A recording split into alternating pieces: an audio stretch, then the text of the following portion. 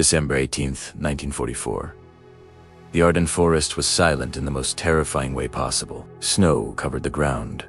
Bodies froze where they fell, and the air smelled of cordite and pine. This was the heart of the German counteroffensive that history would later name the Battle of the Bulge, last desperate gamble of the Nazi war machine. For the men trapped inside it, there was nothing historic about it. Only survival. A death that shouldn't have happened. Staff Sergeant Thomas McKinley had been fighting for weeks, with almost no sleep. Like most American infantrymen, his unit relied heavily on the M1 Garand rifle, praised for its power, accuracy, and semi-automatic fire. But the Ardennes winter was merciless. Metal contracted. Oil thickened. Springs lost their tension. Snow melted into water. Water turned into ice. And ice turned reliable weapons into unpredictable machines. During a sudden German push through the trees, McKinley watched his closest friend rise from cover. The man did everything right: steady. Aim, calm breath, finger squeezing the trigger. Nothing. The rifle jammed. 1 second of confusion. One burst of German fire, and his friend fell backward into the snow. Blood spreading across the white ground like spilled ink. He was dead before McKinley could reach him. That moment burned itself into McKinley's mind. Not fear, not panic, something colder, something permanent. When trust dies in war, soldiers are trained to trust three things: their unit, their training, and their weapon. McKinley lost faith in one of them that day. The M1 Garand was a brilliant design, but brilliance means nothing when conditions turn brutal. A single failure was all it took. One flaw, one jam, one life gone forever. As darkness fell and artillery thundered in the distance, McKinley sat beside his friend's body.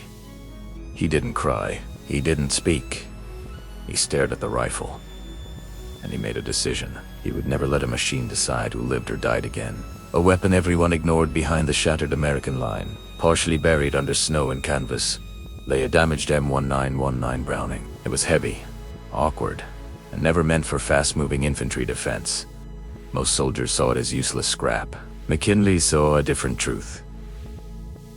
The M1919 didn't rely on clips. It didn't depend on fragile timing. It fed from belts, cycled with raw force, and was designed to fire endlessly as long as ammunition kept coming. That night, under freezing wind and distant gunfire, McKinley went to work, breaking the rules to stay alive with numb fingers and improvised tools. He stripped the machine gun down piece by piece. He removed unnecessary weight. He adjusted the feed system to reduce drag. He fine-tuned the recoil assembly to cycle reliably in extreme cold. This wasn't taught in any manual. This was instinct, experience, and anger guiding his hands. He built a firing position overlooking a narrow forest approach a natural funnel German infantry would be forced to use. Snow was packed into sandbags. Logs were dragged into place. Spent shell casings from earlier fights were crushed flat to stabilize the mount. By dawn, McKinley wasn't just a soldier anymore. He was a fixed point of resistance. The first wave, the Germans came at first light. They moved confidently, believing the American line had finally broken. What they didn't know was that one man had turned that assumption into a death sentence. When McKinley fired, the sound shattered the forest. Not wild spraying, not panic fire, short, controlled bursts. The first German squad fell before they understood what was happening. The second tried to flank cut down mid-movement. Baddies piled in the snow, uniforms darkening with blood. The enemy believed they had run into multiple machine gun nests. In reality, it was one exhausted sergeant who refused to give ground. 48 hours without relief. The attacks didn't stop. They came again. And again. And again. Artillery shook the trees. Mortar rounds burst overhead, showering ice and splinters. McKinley barely slept, feeding ammunition belts with shaking hands, melting ice from the receiver with his own breath. His ears rang constantly. His hands bled. His eyes burned from exhaustion, but the gun kept firing.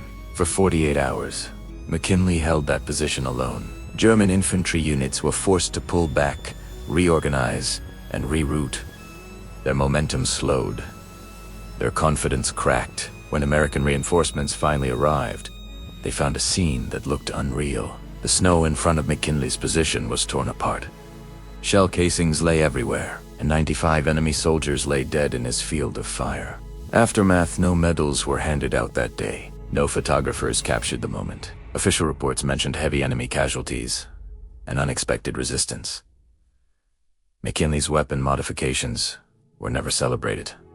Quietly, they were ignored, but the men who survived knew the truth.